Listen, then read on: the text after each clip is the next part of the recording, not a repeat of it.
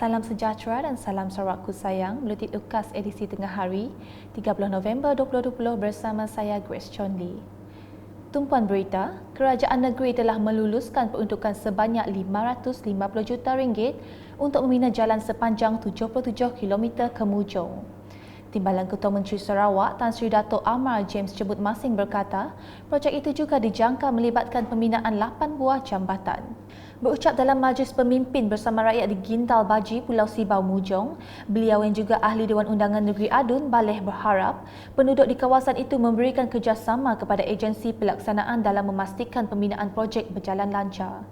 Pada majlis tersebut, beliau turut mengumumkan geran projek kecil luar bandar MRP sebanyak RM500 untuk sepintu rumah di kawasan Mujong.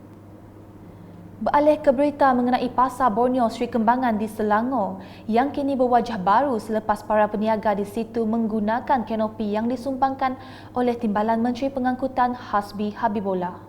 Sumbangan daripada ahli Parlimen Limbang itu menunjukkan keprihatinan pemimpin dari Sarawak dengan keperluan para peniaga Sarawak termasuk dari Sabah yang berniaga di pasar berkenaan.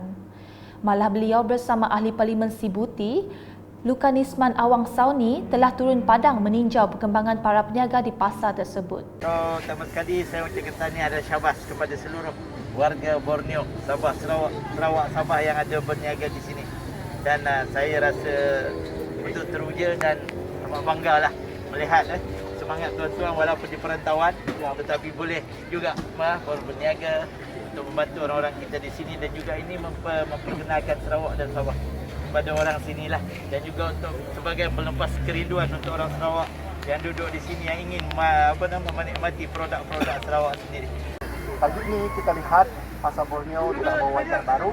Ini kerana sokongan daripada YB kita dari Sarawak, iaitu YB Hasbi, yang kena menyumbang kepada Pasar Borneo ini meringankan lagi dan mencantikkan lagi Pasar Borneo, upgrade lagi Pasar Borneo. Dalam tinjauan tersebut, Lukanisman turut menyumbang dana sebanyak RM3,000 kepada Persatuan Pasar Borneo Sri Kembangan. Manakala di Serike, pelbagai prasarana sukan sedang dalam perancangan untuk dibina di bahagian berkenaan. Menteri Muda Perancangan Bandar Pentadbiran Tanah dan Alam Sekitar Sarawak, Datuk Len Taleh Saleh menjelaskan antara prasarana tersebut adalah padang bola sepak, gelanggang futsal, sepak takraw dan petong. Jadi saya berbincang dengan Serike District Council bagaimana kita dapat membangunkan kawasan ini untuk memberi kemudahan-kemudahan untuk orang Serike bersama juga di tempat di padang Seberang.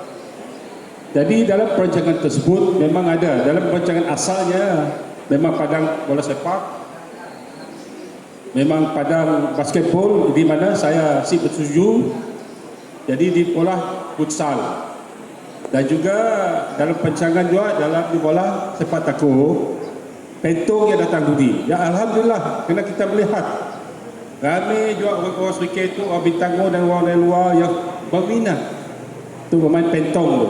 Jadi kita akan sudah dan akan menyediakan prasarana-prasarana seperti ini. Dan juga dalam keadaan dua-dua kita mula changing room. Semasa berucap pada program Raut-Raut Ngohet Basikal bersama YB di Serike pada Ahad, Adun Kuala Rajang itu menambah, warga Serike amat bertuah kerana pelbagai kemudahan seperti kompleks sukan integrasi telah siap dan kini fasa membina pentas utama sedang dilaksanakan.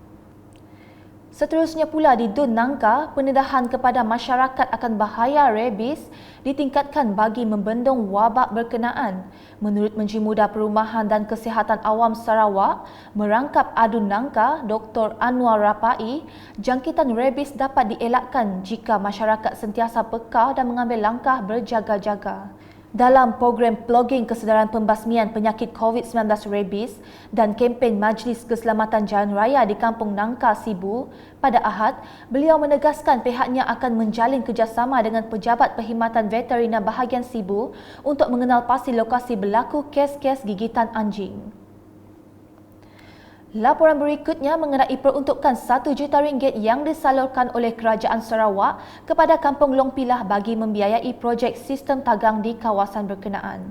Menteri Muda Hal Ehwal Korporat dan Unit Komunikasi Awam Sarawak UKAS, Abdullah Saido dalam Majlis Penangguhan Program Agrikop di Kampung Long Pilah, Baram, memberitahu kawasan tanah tinggi berkenaan memiliki potensi untuk dibangunkan dengan projek pemeliharaan ikan melalui sistem tagang. Jelasnya sebelum ini, Ketua Menteri Datuk Patinggi Dr. Abang Abdul Rahman Zohari Tun Datuk Abang Openg telah mengumumkan peruntukan tersebut sempena lawatan beliau pada 30 Oktober lepas. Turut disampaikan cek masing-masing berjumlah RM3,500 kepada Jawatan Kuasa Kemajuan dan Keselamatan Kampung JKKK Long Pilah dan Saberkas Long Pilah, manakala RM5,000 kepada Persatuan Ibu Bapa dan Guru PIBG Long Pilah. Sementara itu, Adun Telang Usan Dennis Ngau juga berharap agar peserta di Kampung Long Pilah dapat memanfaatkan ilmu dan kemahiran yang diperolehi dengan memulakan penanaman kopi dan nanas yang sesuai ditanam di kawasan berkenaan. Sekian edisi Tengah Hari bersama saya Grace John Lee dan kru penerbitan. Berita lebih lanjut boleh didapati di semua platform media sosial UKAS termasuk portal ukas.sarawak.gov.my dan pastikan anda subscribe UKAS channel di YouTube. Salam UKAS.